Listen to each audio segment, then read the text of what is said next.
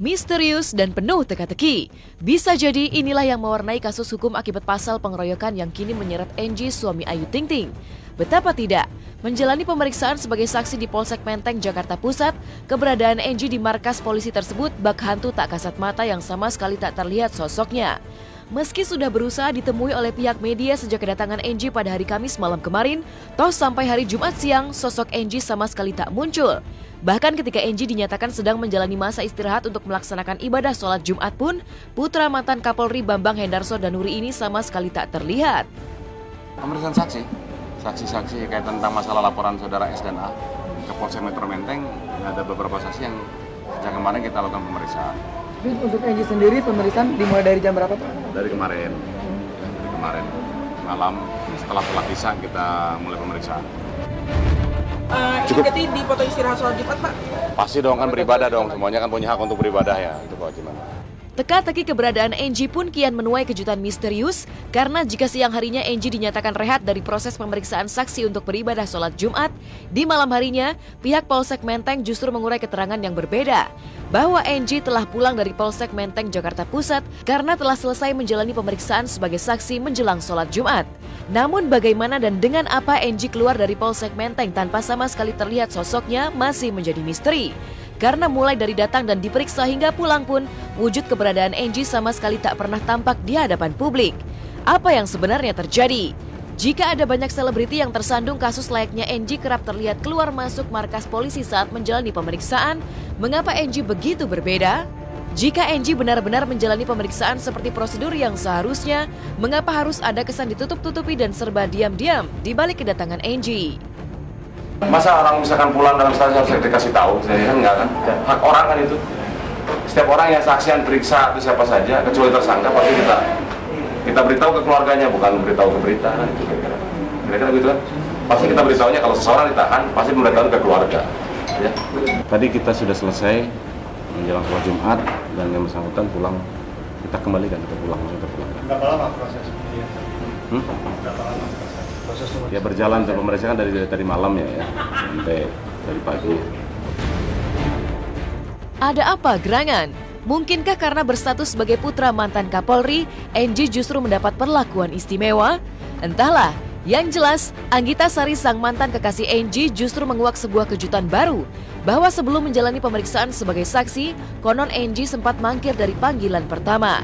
Tak pelak, sebuah tanda tanya besar pun mencuat. Mungkinkah kedatangan Enji pada hari Kamis malam kemarin demi memenuhi panggilan untuk yang kesekian kalinya pasca mangkir dari panggilan polisi? Benarkah keberadaan Enji pada hari Kamis malam kemarin karena dijemput paksa oleh pihak yang berwajib? Panggilannya hari ini, panggilan terhadap saudara E. Tapi yang bersangkutan bisa hadir dari malam dan kita lakukan pemeriksaan. Yang Saleh. Enggak, saya cuma dikasih tau aja katanya di Movina Plaza Indonesia ya terjadi kekerasan, katanya Enji udah dikasih surat panggilan pertama. Dia nggak ada, ya saya harap kalau Enji nonton di sini, ini Anda sudah tersandung dengan kasus yang berhubungan dengan hukum. Entah Anda mau menggandeng seorang lawyer lagi, karena ini kan udah kabur dari surat panggilan pertama. Atau mau bagaimana lagi, menurut saya ini jadikanlah sebuah ujian untuk Enji untuk menunjukkan kalau dia itu gentle. Mengapa harus ada kesan ditutup-tutupi di balik kasus hukum Enji? Masih menjadi misteri. Yang pasti, nasib Enji tidak akan tersandung kasus hukum pelik seperti sekarang ini jika tidak berada dalam sebuah bar bersama rekan-rekannya. Apa yang dilakukan Enji dalam klub mewah di kawasan Jakarta Pusat itu pun masih menjadi teka-teki misterius. Mungkinkah Enji terlibat masalah karena sedang berada dalam pengaruh alkohol alias mabuk? Insiden apa yang memicu Enji terseret dalam kasus pengeroyokan S dan A yang berujung hukum? Tapi kalau untuk clubbing, saya akui hobi itu memang jadi hobi Enji ya. Karena memang dari dulu itu sama saya tuh ke klub, ke tempat-tempat hiburan malam, entah itu kita sekedar minum wine, entah itu yang kayak restoran makan yang 24 jam yang bergaul sama temen-temennya. Tapi lebih sering ke klub sih. Tapi kalau dulu Enji sosok yang baik banget, nggak pernah melakukan keributan, nggak pernah merasa nih lo gue segala macam, nggak. Dia membaur sama semuanya, berteman banyak, bersosialisasi baik kok. Menurut saya mungkin Angie terpancing karena secara emosional, apalagi melakukan kekerasan, itu bukan Angie sekali sih menurut saya. Pasti terpancing, mungkin temannya duluan, Angie ngebela, mungkin kayak gitu. Soalnya Angie gimana ya, bukan sosok orang yang kayak gitu sih. Faktanya, Angie tersandung masalah pasca berada dalam bar bersama rekan-rekannya pada tanggal 30 November 2013 lalu.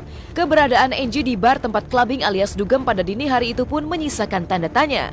Sedang dililit masalah rumah tangga, mengapa Angie justru berada di bar yang identik dengan kesan hura-hura dan bukannya memecahkan masalah perkawinannya dengan Ayu Ting Ting?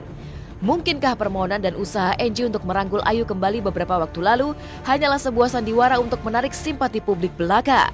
Entahlah.